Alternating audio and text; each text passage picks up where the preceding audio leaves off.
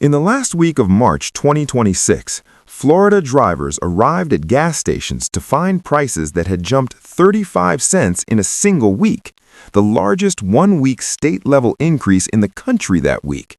Not California, not Nevada, Florida, a state where just weeks earlier the average price had been under $3 a gallon.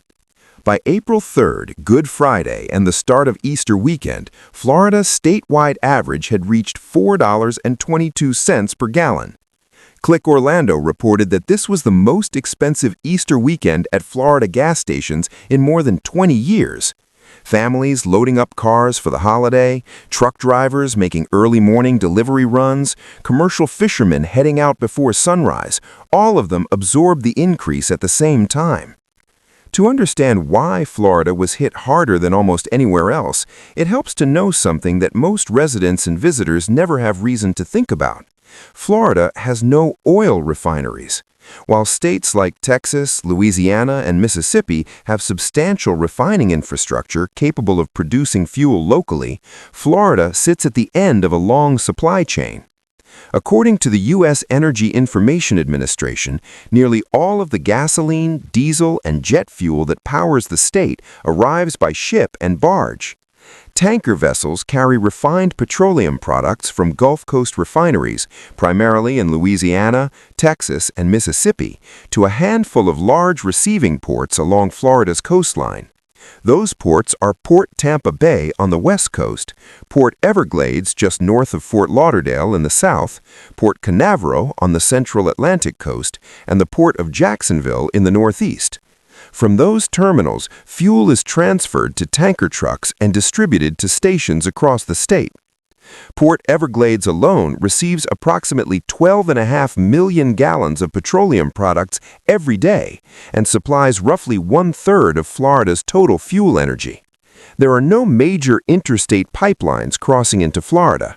The only partial exception is a connection in Bainbridge, Georgia, where fuel from the Colonial Pipeline system is transferred to long-distance tanker trucks for delivery to the Florida Panhandle. That single connection explains why the Panhandle, Pensacola, Panama City, Fort Walton Beach, consistently carries the lowest gas prices in Florida. It is the only part of the state with any access to pipeline-connected supply. Every other region depends entirely on marine shipments. The structural consequence of that dependence is that Florida does not simply compete with neighboring states for fuel. According to analysis from S&P Global Commodity Insights, Florida's reliance on waterborne supply means the state effectively prices fuel at near international market levels. As one analyst noted, when refiners can sell gasoline or diesel overseas at elevated prices, local port buyers must compete with those same global buyers. That dynamic pulls port region prices closer to international benchmarks than to the inland U.S. average. On February 28, 2026, Florida's statewide average for regular gasoline was $2.89 per gallon. The full-year average for 2025 had been $3.04. Filling a 15-gallon tank cost roughly $43. That same day, the United States and Israel began military operations targeting Iran. Within days, Iran moved to restrict traffic through the Strait of Hormuz, the narrow waterway between the Persian Gulf and the Gulf of Oman, through which the International Energy Agency estimates approximately 20% of the world's daily oil supply normally flows. Saudi Arabia, Iraq, the United Arab Emirates, Kuwait, and Qatar all route oil exports through that passage. As traffic through the strait tightened, crude oil prices began climbing toward $100 per barrel. Refined products followed. The fuel loaded onto tanker ships bound for Port Tampa and Port Everglades became more expensive almost immediately. AAA tracked the resulting price changes in Florida week by week. By March 10th, the state average had reached $3.46, the highest daily average since August 2024. Patrick DeHaan, head of petroleum analysis at GasBuddy, stated at that point that further acceleration was likely. Oil prices jumping significantly, he said, means that racks where gas stations send their tanker trucks will also likely start raising their price. By March 16th, Florida's average had reached $3.72 per gallon, 82 cents higher than it had been on February 28th, an increase of roughly 29% in 2 weeks, according to WUWF Public Media. Florida diesel had risen 58 cents in a single week, reaching $5.07 per gallon. DeHaan addressed the industries most exposed to diesel costs directly. For trucking companies, farmers, freight carriers, and construction firms, these types of spikes are particularly disruptive because fuel surcharges and budgets often cannot adjust fast enough. On March 23rd, AAA spokesman Mark Jenkins characterized the pace of change formally. Florida, he said, was experiencing the fastest increase in gas prices in 4 years. When oil prices spike so rapidly, Jenkins said, refineries face higher fuel costs, which are quickly passed on to consumers. Florida drivers should anticipate continued volatility as long as global supply concerns remain unsettled. Compounding the supply disruption was a seasonal factor that arrives every spring, regardless of geopolitical conditions. Beginning in February, refineries across the country transitioned from winter blend gasoline to the more expensive summer blend formulation. Summer blend contains additional additives to reduce evaporation in warmer temperatures and meet federal air quality requirements. According to CBS News, this transition normally adds approximately 15 cents per gallon to fuel costs.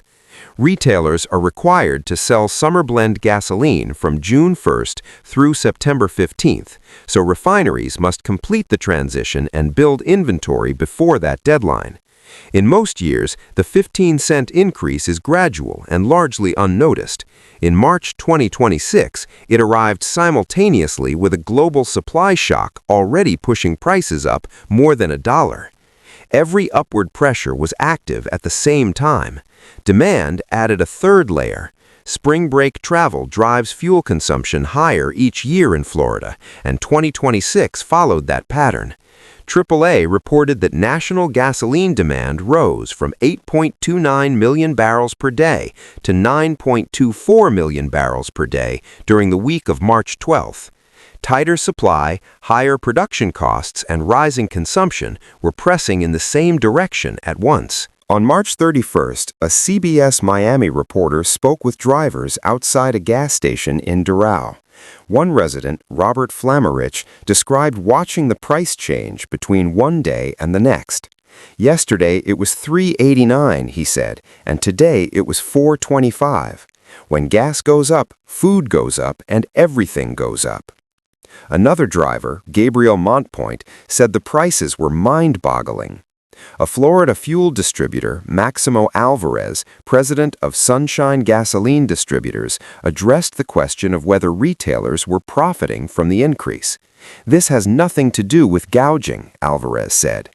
He attributed the rise to global supply disruption and standard supply and demand dynamics, and noted that retailers are also hurt during high price periods because drivers buy less fuel, reducing station volume and revenue. For households absorbing the increase, the mathematics were direct. Filling a 15-gallon tank in late March cost approximately $22 to $23 more than it had on February 28th. For a 2-car household filling up once a week, that represented $40 to $45 in additional weekly expenses compared to the previous month. The increase arrived quickly, without adjustment time. Florida's diesel prices reflected a more severe version of the same pressure. Diesel powers commercial trucking, construction equipment, agricultural machinery, and commercial fishing vessels. When diesel prices rise sharply, the cost increase moves through the supply chain, raising freight costs, which in turn raise the prices of goods delivered by truck. By April 1st, Florida's average diesel price had reached $5.80 per gallon, according to AAA. Jacksonville diesel hit $5.84. News4Jax described both as new state and local records. By that date, Florida diesel had increased 60.7% year over year, according to Smart Asset, citing AAA data. Analyst Andy Lippo, president of Lippo Oil Associates, stated on March 20th that the full economic effect of higher diesel prices had not yet reached consumers. That will flow through the economy over the next few months, he said. DeHaan said the same week that rising diesel costs would quickly ignite additional inflation. The mechanism is not complicated. Every item on a grocery store shelf arrived by truck. When the cost of operating that truck rises by 50 or 60%, that cost eventually moves to the shelf price, typically with a lag of weeks to months. Florida's structural exposure to price volatility is not a new condition. It reflects the geography and infrastructure the state has operated with for decades. The EIA has documented that Florida's limited Jones Act shipping fleet, U.S.-flagged vessels required by federal law for domestic coastal cargo, constrains how quickly fuel supply can be scaled up in response to a disruption. States connected to the Colonial Pipeline can receive additional supply through that system within days. Florida cannot. Tanker ships take time to load, transit, and unload. That time lag translates into tighter supply and elevated prices during any sustained disruption. DeHaan described the pace at which relief, when it comes, would reach consumers. If the strait reopened, oil prices could begin declining within 24 to 48 hours. Consumer prices at the pump, however, would likely fall by roughly 1 to 2 cents per day, meaning that a surge of more than $1 per gallon would take weeks to months to fully reverse. Prices accumulated quickly. They recover gradually. For the Florida household that added $40 to $50 per week to its fuel budget during March 2026, that money came from somewhere in an existing budget, reduced grocery spending, deferred purchases, or drawn down savings. For the trucking company absorbing a 50% increase in diesel costs on margins already under pressure, the calculation was more severe. For the shrimper spending $500 a night on fuel before catching a single pound, the question was whether the season could remain viable at all. Florida's dependence on marine fuel supply is not a policy choice made in March 2026. It is the product of decades of infrastructure decisions and geographic reality. What changed in early 2026 was that a global supply disruption, a seasonal refinery transition, and a peak demand period arrived simultaneously, and a state without refineries or pipeline access had no structural buffer to absorb any of them. The Strait of Hormuz is roughly 7,000 miles from Miami.